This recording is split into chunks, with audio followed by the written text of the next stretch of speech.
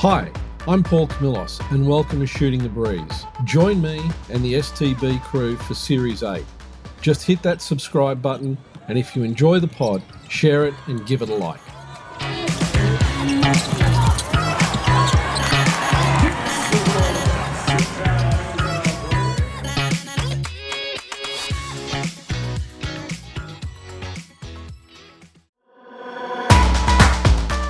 You know, I work with the Capitals on the game day presentation.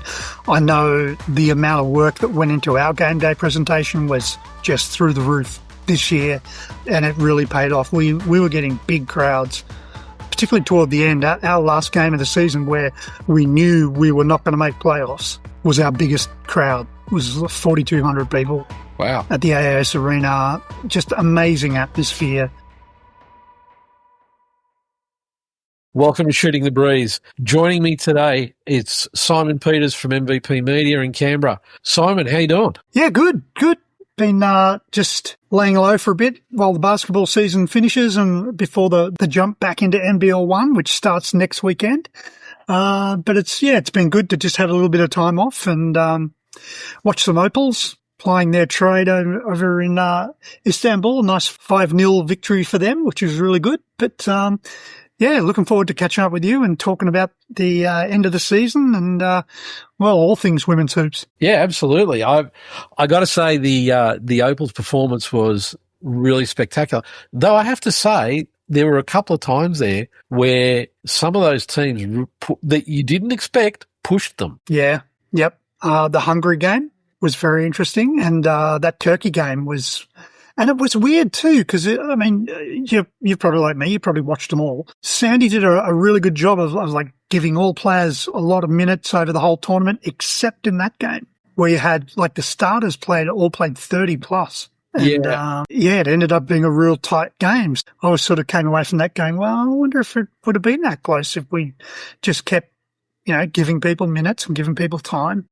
Hey, she's the boss, and she got the win. Yeah, look, she got the win. The thing I always find interesting is, and it's hard, right? It's hard for us because we knew we were into the World Cup anyway. Yeah. So this tournament, I'm guessing, was more an opportunity to try people out, try different rotations, try different combinations, see what goes on, so that she's got a better idea of what works and what doesn't. Yeah. And, then it's going to come down to the World Cup draw to see where we end up and who we're matching up with as to who's going to end up in what combinations is she going to use. I think this is a bit of a trial run for a whole bunch of different things. Mm-hmm. Let's just see let's just watch this space and see what happens. Yeah.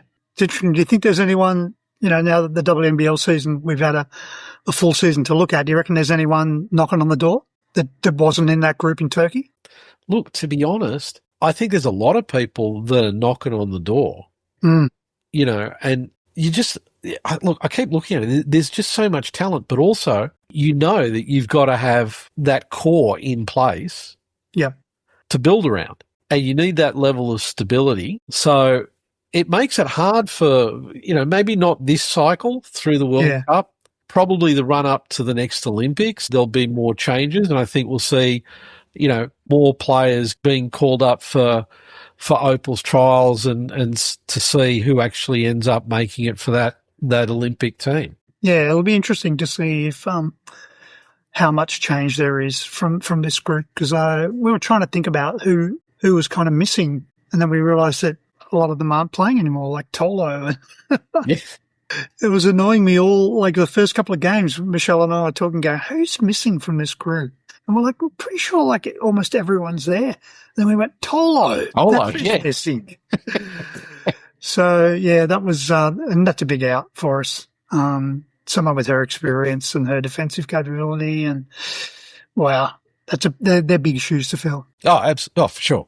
So, yeah, I'd like to talk a little bit about, the WNBL season that we've just had, not only from the games, but also, it's been the first year that we've had new ownership on the WNBL. Mm-hmm. But also I want to talk about the final. I'd like to talk about the final series first, because it was a run up to the final series that was as close as I think as anything we've ever seen. Yeah, the whole, all three series were fantastic. Yeah. They were really hard fought. Yeah, and you know, the actual championship games. I mean, that second game to have a score of 108 to 105, that's impressive. Yeah. That's impressive. Yeah. Keeping us all on the edge of our seats, that's for sure. Yeah, I think that, look, I think a lot of people were kind of tipping that Perth would have done it this year, because you look at the roster that they had, you look at the way they played all season, but you can't count out Townsville. And I suppose one of the things that kept people guessing was Townsville got pushed to 3 games by Southside. Yeah. Whereas Perth kind of did the Spirit in 2, and, you know, they were pretty solid victories. Yeah, so that's when because I guess everyone leading up to it were like going Townsville, Perth, you know, it's going to be neck and neck. After that Bendigo series, I thought Townsville have got it. Okay, I want to hear why. Bendigo were underdone. No Tolo, they'd had injuries, so you had Casey Samuels only just coming back for the final series. That's 2 of their starters that they didn't have. And a lot of youth that overperformed. They were fantastic. The youth that Bendigo brought in this year just did such an amazing job.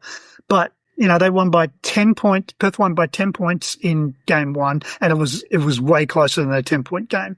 It was neck and neck the whole time. Yep. And then only by 6 in that second game. And I just thought, to me, they weren't convincing. They didn't convincingly put Bendigo away, who were undermanned. And I thought... Yeah, fair call. I felt, you know, just kind of like blood in the water. I went, man, if Townsville... And particularly when Townsville had that opening game against Southside where they just destroyed them.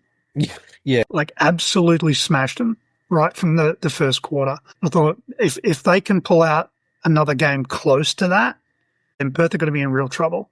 But they didn't. Then they went and threw a whole spanner in the works for forecasting games by that, you know, getting smacked 109 to 89. Yeah, that was weird, but you kind of felt it was an aberration too. It like by a long shot, the best game the Flyers played all season. Oh yeah, and they could not miss. They had an amazing shooting night, and it's almost like they got to a stage, not wanting to take anything away from the Flyers. They were brilliant that night, but it was almost the stage where you went, Shannon's just taken the foot off the gas and gone, I'm not going to burn any more reserves here. We'll just take the L because it doesn't matter. It's, you know, percentage doesn't matter. We'll just cruise out this loss, and then we'll pile on in game 3 at home. And that was a cracker too. That really was a game. Yeah, Flyers really surprised me in that final series. Now, one of the things that I really enjoyed about this season was how often the ladder was changing through the season, particularly as you started to head to the end of the regular season, where just depending on how the results fell, pretty much there was 3 teams could have been, any one of them could have ended up in that 4th spot. Yeah. Now, I don't know about you, but to me, I think that was probably I can't remember another season where it was that close to play out for that 4th spot. Yeah. It's really up until about the second last week. It was still all for grabs. Yeah. Before Southside beat Canberra in that game in the second last week. Yep. You know, if Caps win that, they're in the box seat to get that 4th spot. That was a big win for Southside, and you know, kudos to them. They came into Canberra and they got it done. But you're right, because Geelong were there. Yeah, my poor Caps, again, 2 years in a row now, they're 1 game out of 4th spot. Yeah. So, I felt for them, but it was great. It looked a little one-sided early in the season, but it really ramped up. Geelong got going in that back half of the season, and it was a really exciting season. Well, that was another team that really got smacked around by injury. I mean, you know, they had Alyssa Peely come in. Yep. 5 minutes. Yep. And off she went. Yeah. You know, it's like she did come back towards the end of the season, but you could tell that she wasn't really match fit. Well, it kind of took her a couple of games to get into sync with the team as well. I mean, you can train the house down forever, but until you're in a game against real opposition, you're not really seeing how it works. And the last couple of games, she looked amazing. I'd really hope that we could somehow wrangle her coming back next season, because she looked really good toward the end there. Yeah, but just too much time out. Yeah, well, she had all that time out. I don't think she was fully match fit, but when she, when there were times there where the way she played, you could see, you could see the talent that was there. You could see the skill, and you're kind of like, man, how different would this have been if she hadn't been injured so early into the season? Yeah, you could definitely see it. Those last probably 2 games, she looked great. And they started off without Shyla Hill for quite a bit of the season as well. Was it 5 or 6 games?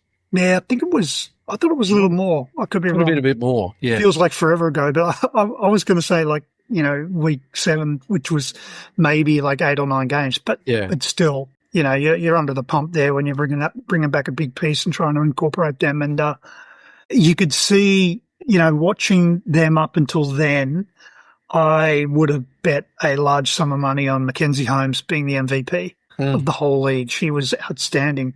And when they brought Shyla in, that just seemed to break apart. Not that this is a negative, but they didn't play like that again with Shyla on board. And I don't think Mackenzie got as much of the ball. And again, it probably took them 4 or 5 weeks to work out that new chemistry. And that's when they went on that run, and Mackenzie was scoring again, and Charlotte was doing her thing, and Jazz Shelley, just being Jazz Shelley, just can come out on any night and really surprise you. But again, I think just that having to mix the chemistry mid-season really cost them. It never really pans out the way you want it to when things like that happen. But one of the things that's come out of that is this season had, let's be honest, a pretty spectacular changeover of coaches in terms of numbers. Yeah. I am certain that there's never been a WNBL season like this one that's just ended that's had all the shifts and changes in terms of coaching staff that we've seen. I mean, Chris Lucas is not with Geelong anymore. Christy Harrow is not with Southside. Adelaide brought in Aja as an interim, and she's been announced as just today as the head coach. Yep, 2 years, so that's good confidence in her. Yep. They clearly like what they saw. Yeah, and on top of that, it's good because it means that Adelaide's got some stability. Yep. And that I'm sure that will help with the recruiting, because all the players going in are going to be able to say, well, okay, we've got stability in the coaching staff, so let's see how that plays out. Because, of course, we've got to talk about the other Adelaide issue, which was that they fired another coach early in the season when Karen Mitchell got shown the door very early. It seemed just bizarre, and I think the whole league was just going, what is going on at that? Yeah, and I don't think, right, and look, teams do what teams do.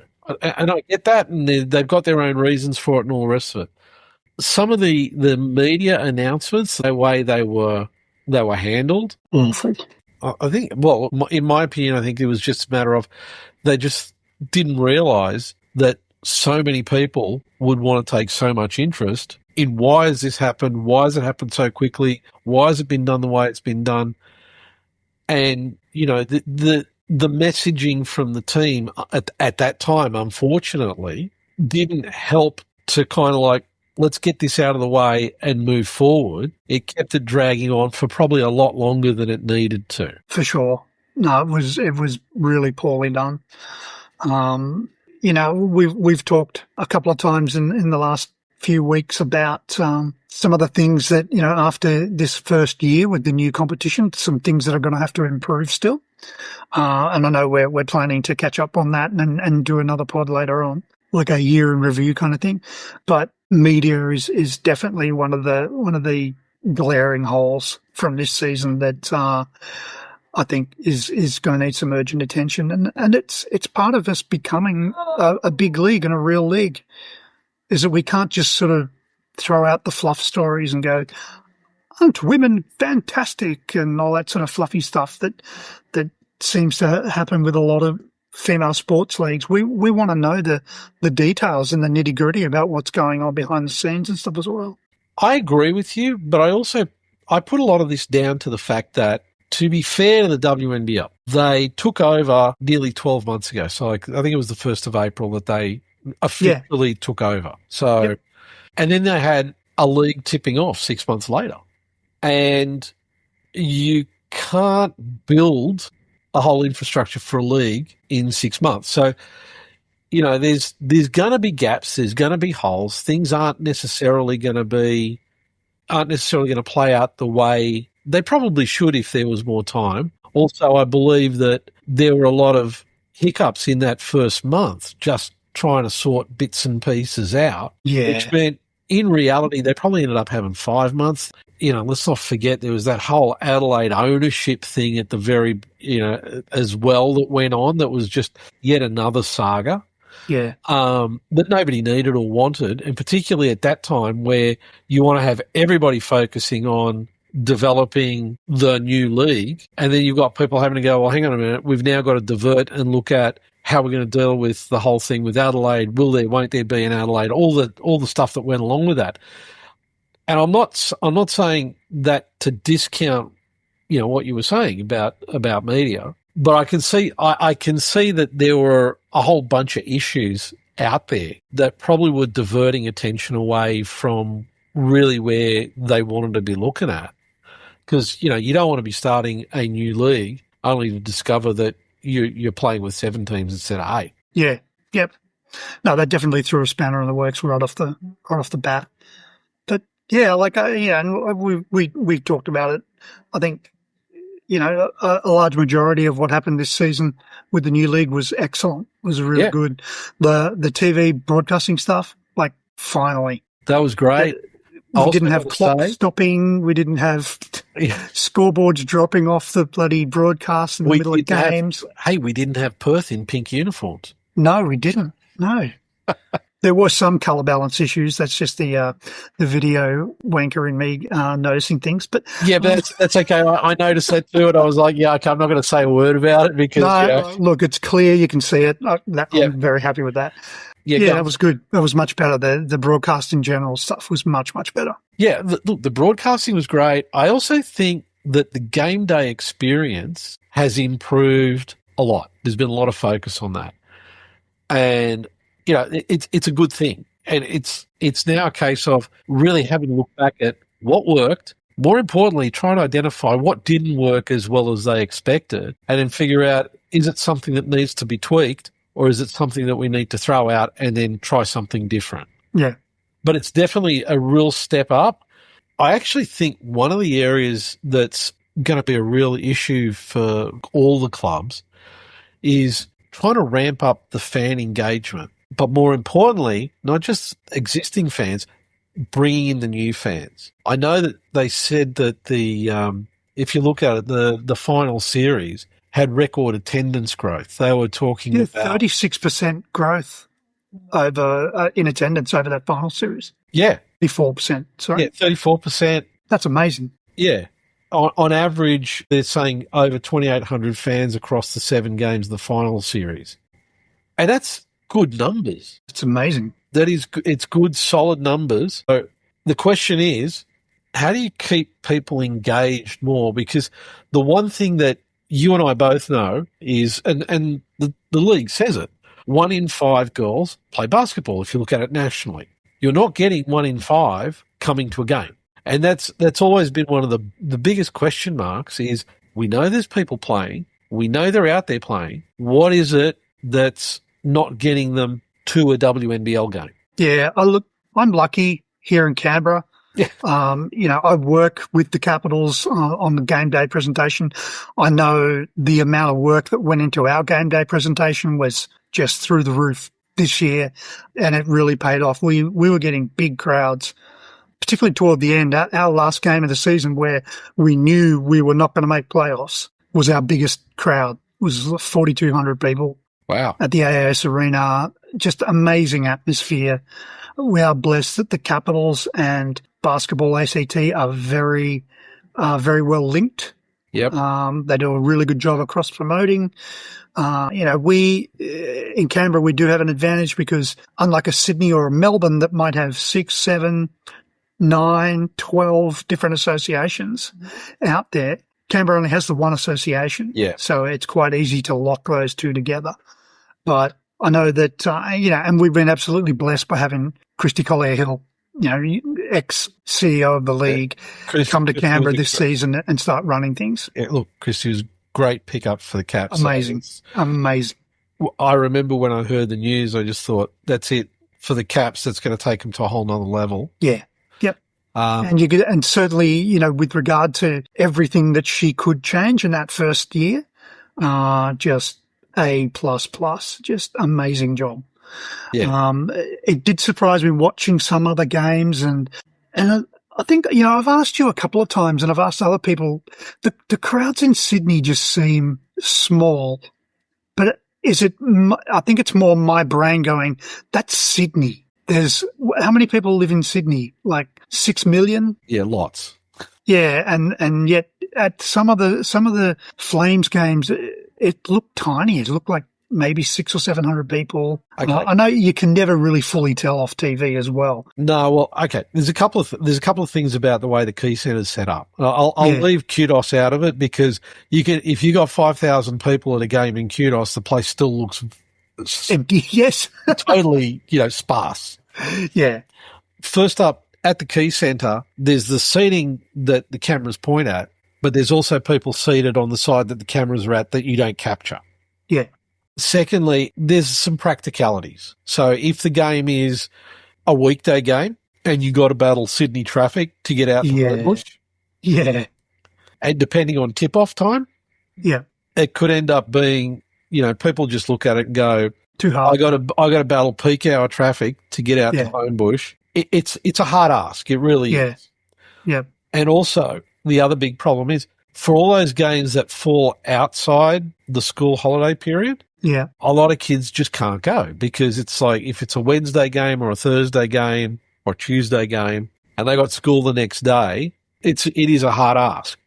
So it makes it complicated. And the other part that throws in, and this is just one of the practicalities, you go out to Homebush, to Kudos, and it's an early game. Say it's got a 6:30 tip-off or a 7 o'clock tip-off. You got to figure out what you're going to eat. Yeah. And I don't think I'm saying anything here that no one doesn't know. Like, obviously, the food at the Key Centre is nothing to write home about. I think that's probably the same with any arena in Australia. Actually, the food at JCA. Actually, that was good. That was impressive. Yeah, that was impressive. You're right. Right. That first game of the season. It's not bad. Yeah, yep. Yeah, it is. You're bringing up a lot of really valid points because the AIS Arena is the furthest you could live away from that in Canberra would be the deep south Tuggeranong Valley. Sorry, I got to interrupt you there.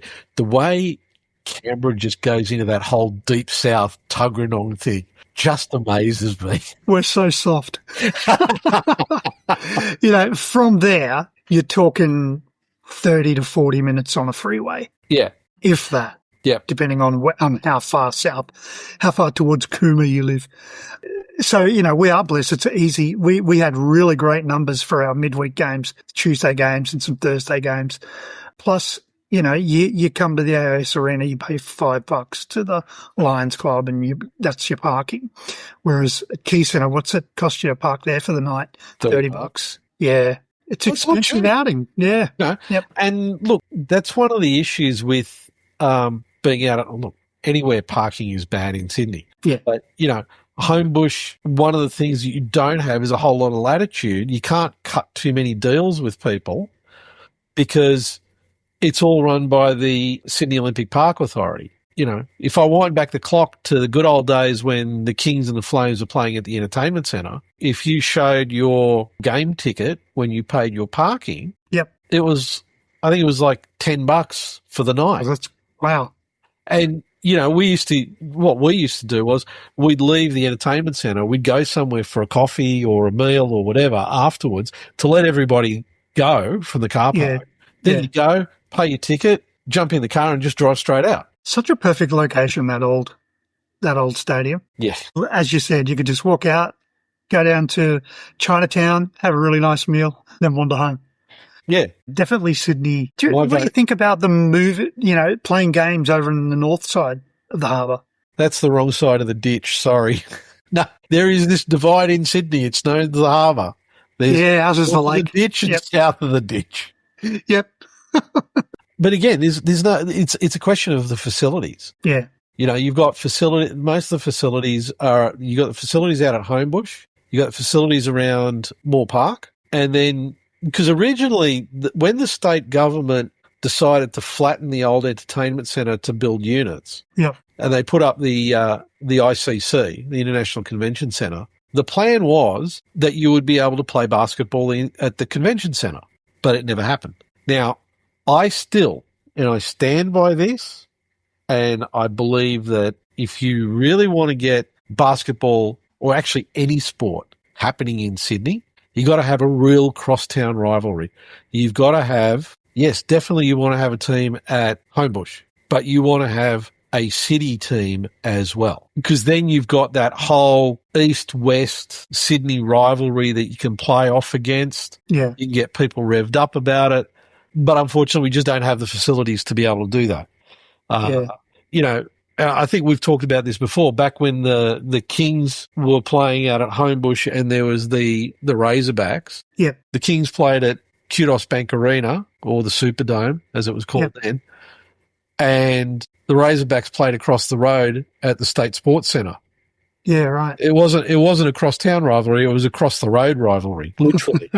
But you see the way the Swans and the GWS Giants crowds go when it's those crosstown games. Yeah. Man, you can see it's really tribal. Yeah. So it's just interesting that it seems to be Adelaide was one that really seemed to pick up its crowd numbers this season. Yeah, again, the last couple of seasons the crowds look really thin at Adelaide. Yeah, but it's a different facility. Yeah, they moved that facility, but definitely the numbers look like they were well up as well. Not just a matter of having a new stadium, but the thing, one of the things I think works for things like that is it was a smaller facility, which means you would be. It's not hard to sell it out, but more importantly, because you know that it's going to be packed, it creates a want for people to go to a game. It's like, we've got, it's sold out, or it's going to be sold out, so let's make sure we get tickets rather than, let's just wait and see. Yeah. So, the other thing I want to touch on, and you mentioned it earlier, we're coming up to NBL 1. In Sydney, the NBL 1 East Blitz is on at Sutherland this weekend. Yep. Canberra's first cab off the rank against the Comets. Yeah, that'll be good. That'll be a really good game. Yep. I'm looking forward to see how this NBL 1 East season goes. It's been improving. NBL absolutely has definitely been improving. Everybody used to say it was the weakest of the NBL 1 conference. Not anymore. No. My mighty Gunners taking out national championship last season. Nationals have still got some work to do, but that was huge, and that was great having the finals here in Canberra as well. Yeah. Pretty sure we caught up and talked about that. Yeah, we did. When you guys were there. Look, it was a great location, and it was a good show that the NBL 1 put on. I think that the NBL 1 is going from strength to strength, and there's a few interesting. I think one of the biggest shifts was Jazz Shelley coming to Sydney. Yep, and as soon as I saw that, I saw first Jazz Shelley has left Geelong, and then I saw Jazz Shelley has signed with Norths. Yeah. And I'm like going, number 3 will be Jazz Shelley's playing at the Flames next year. Really? It looks like it. Yeah. Yep.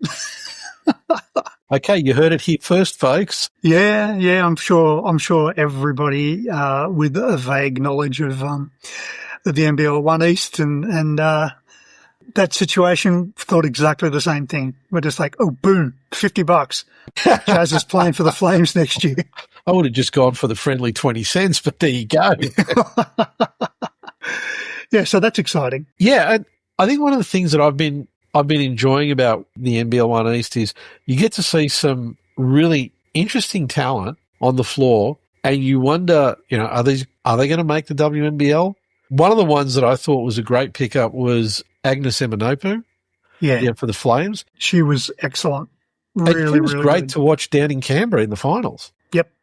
No, that was one of the ones that I remember watching Agnes play when she was COE before she went to college, and you could always tell there she's a real fighter. She just gets after it, and the coach in me loves that. Sometimes when they come back from college, there's maybe a season of customizing to playing with women and playing, against adults and stuff. But Agnes just hit the ground running all season. She was really good. Yep. She, there were some games for the Flames, the way she really just stepped up. Yeah. Towards the end of the season where, the team really needed to see some stand-up performances given, there were the injuries and everything else that had gone on. And, yeah, she did it. She stepped up. And Unique Thompson's gone back to Albury. To Albury, yeah. Yeah, so she's staying in the East. Yep, because she was up in North last season. Yeah. I'm sure Sammy Mack down in Albury is going to be really happy to have her back. But he'll be unhappy to know that Katie Jones is playing for the Nationals. We're very excited about that. So I can imagine. You win some, you lose some, Sammy. Yeah. Sorry, bud. I could see there might be a bit of needle going on here. Not at all. Particularly when you could probably just make a phone call and maybe pull Miss Jackson out of retirement again. Yeah. No, I don't think that'll happen. No, I think she's done. Now, the other thing I wanted to talk about, and we haven't talked about this one, is there's a new team coming in the WNBL next season. Yeah. Yep. And they made their first announcement, which was Claudia Brassard. Yeah. As head coach. Now, it was I understood that Claudia, after she stopped coaching Townsville, stayed up in far north Queensland. So she's going to have to break out that cold weather gear. If she's been there the whole time and then is coming down to Tasmania, although it is summer, but if you're used to living in Townsville, I think even summer in Tasmania is going to feel like the Arctic. No, well, she is Canadian, so... True, she is, that's right, yeah. She'd be used to winters. Yeah, and, yeah, that's a great pickup, and that was from word on the street, a highly contested competition to see who got that top job. With some very big names in the running. So it's well done to Claudia. The Tasmania Jewels. Tasmania Jewels, yeah. Funny, I remember I first heard it and went, Jewels? I don't know about that, which is exactly what I did with Geelong Venom. When I first heard that, I went, Venom? And as the season went on, it totally grew on me. Yeah, you get used to it. I think it's more a case of it's what you hear the first time where you kind of go, oh. And, there's only one coaching slot left, which is Geelong. Well, two now that today they announced that Christy Harrell won't be coaching Southside, so there's Geelong and Southside now. Yeah, and that one's going to be, I think it's going to be a hard one to fill, Southside, for a couple of reasons. First of all, the team and the roster that they've got. Yeah. I mean, off the top of my head, I don't know how many years people have left in their contracts. A coach walking into a roster like that, it's going to be a little bit difficult because you got some real guns in there. Yeah. And they've played together for quite some time, a lot of them. So it'll be interesting to see how it plays out. And, you've got Adelaide, who've today announced Aja for 2 years. Paul Goris has re-signed for 2 years. Yeah, Goris re-signed for 2 years. I think there could be quite a bit of action and not necessarily movement. I don't know how you feel about it. Over the season, felt like you look at the top 4 teams, or top 3 teams, definitely, in Townsville, Perth and Bendigo. Big reason they were there is the depth they had. Yep. They could go into their bench fairly deep, particularly those top 3. Southside on occasion, but not as frequently. Yep. Whereas you look at all the other 4 teams that were outside, would would struggle, I think, on any given night to push past 7. Yeah. And when you're talking about injuries, like Geelong had injuries, Caps had injuries, you had Satina out early, had Jade out for a month. You know, depth was an issue for some of those teams. And now you're adding another team in. And, you know, we also today just heard that it looks like the WNBA will go ahead this season. They've come to an agreement, handshake agreement. We'll wait and see when the ink hits the paper. But that again that's going to be a spanner in the works for the players that are already playing over there. Steph Talbot, your Jade Melbourne, and of course Nadia Poch and Izzy Borlays are heading over there this season. Yep. And I think that's going to affect their eligibility to play WNBL. Well, yeah, because one of the sticking points in the original WNBA contract was, you know, you must be available from the first day of training camp or else you're ineligible. Yeah. And there's that bleed over with the final series for the WNBL, which makes it really difficult for players and also for teams and coaches. You know, if we look like we're going to get there. Yeah. If we lose somebody to go back to the WNBA, what happens then with who we can bring in to be able to replace them? Yeah, well, it also affects looking for imports. And we had a bunch of fantastic imports out here this year that were all WNBA benchies. They were superb. They were really good crop. One of the best I think we've had in a while. You know, across the board, we tend to have 2 or 3 that are brilliant, and then some that are not so great.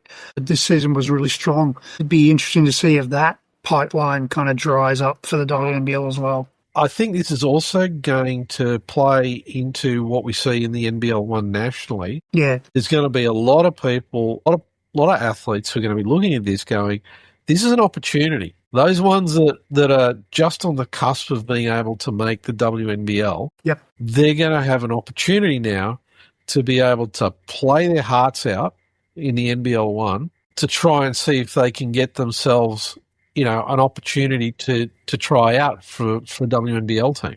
Yeah. No, it's absolutely golden opportunity for like you said, those fringe, you know, gun NBL 1 looking to break into the WNBL. Yeah, it's gonna be really interesting because it's fantastic opportunities there for all those players. But it's just going to be interesting, I think. I think there's going to be some surprises pop up. And, you know, we haven't talked about the spectre of big Chinese money as well. China's league plays at the same time as the WNBL. We saw Sarah Blitzovs depart the Caps mid-season. Yep. Because the Chinese team essentially just threw a giant bag of money at her that, you know, and everyone involved went, you can't kind of blame her when Sarah is realistically toward the end of her career. Yeah. Too good an offer to let go. And you wonder how much more of that might happen next season. So there's a few things that have me lying in bed at night going, Yeah, but also there's a couple other things that I think played to the WNBL's favour. First of all, with the WNBA getting the deal that's done, you'll see a lot more players coming out of college. They're going to try for the WNBA. Yeah. Maybe not necessarily make it through training camp. Yeah.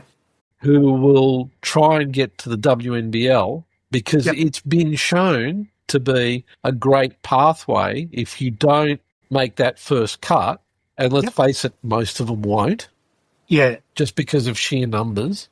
Yeah. I mean, there are 2 new teams in the WNBA this season, but you know, college is just getting stronger and stronger. Yeah. So you'll see them, there's always going to be those ones that just miss out. Yeah, you'll see them come to Australia. Yeah. And then try to get themselves back in. I mean, Hanju said it. I'm here to play in the WNBL to try and get back into the WNBA. Yeah. So it's recognised as that's a legitimate pathway back into the WNBA. Yeah.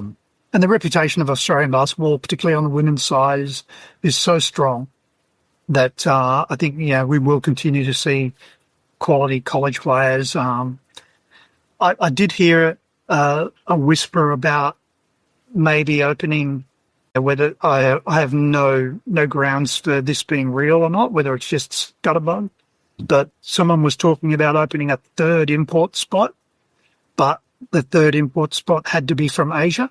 Yeah. To try to get some of the Asian League players to come here, I guess on the back of how successful it was having Hanshu here this season. That's something I heard is being discussed. So the possibility of having 3 imports, but one of them has to be from the Asia. Yeah. Sort of feed from there. I haven't heard that one, but it would be interesting. The other thing that I think people need to potentially take into account is the chaos that's it's a bit of a story here. The chaos that's going on in the Middle East is also creating a level of instability in Europe. Yeah. Does that mean that people or players who would be thinking about Europe may actually end up thinking maybe Australia is a better bet? Yeah, possibly. Stability-wise, yeah. Yeah, plus, the weather's better. Be interesting to see how all this Middle East turmoil affects the that Project B tournament that's supposed to be starting up, the Saudi League that's supposed to start up next season as well. Yeah, it's not. Well, the way I hear the story is that it's not funded by the Saudis. The only part that's got Saudi money behind it is the company that's doing the marketing. Oh, okay. Is what I've heard. And that's really all we've seen so far is marketing. So I haven't seen much about where they're playing, how many teams there'll be. There's been some stuff that's come out. There was an announcement just recently about Europe somewhere, I think. But there's Project B at this point is not. I mean, they're throwing around huge wodge pots of cash. Yeah. But it's unproven at this point. Yeah. So there's real potential for the WNBL to be able to capitalise on some of these other competitions, to be able to say, hey, if you haven't made the cut the first time, we're here. We are a good league. Yep. So therefore, come and play here, and maybe that'll get you an in to one of the other leagues you want to get to, whether it's WNBA or whatever else. Yeah.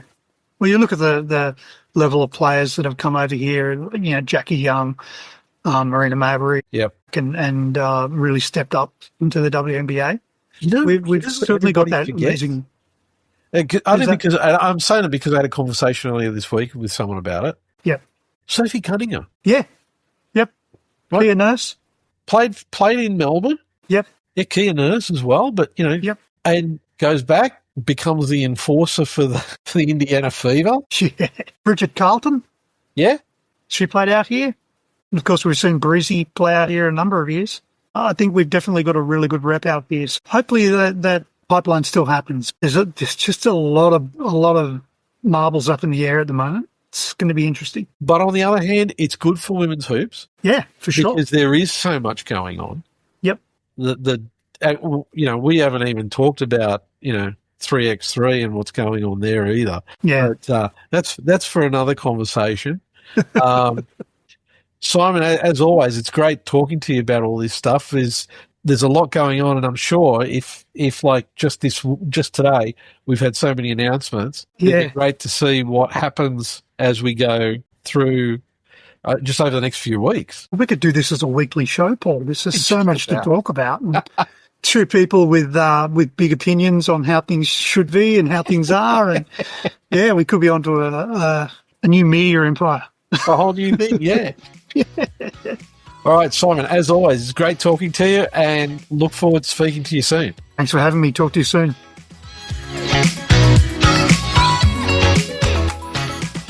Make sure to subscribe wherever you get your podcasts so you get our latest pod, and we really appreciate if we could get a like and a review so we can extend the reach to more listeners. And don't forget, follow us on Instagram, Twitter and LinkedIn.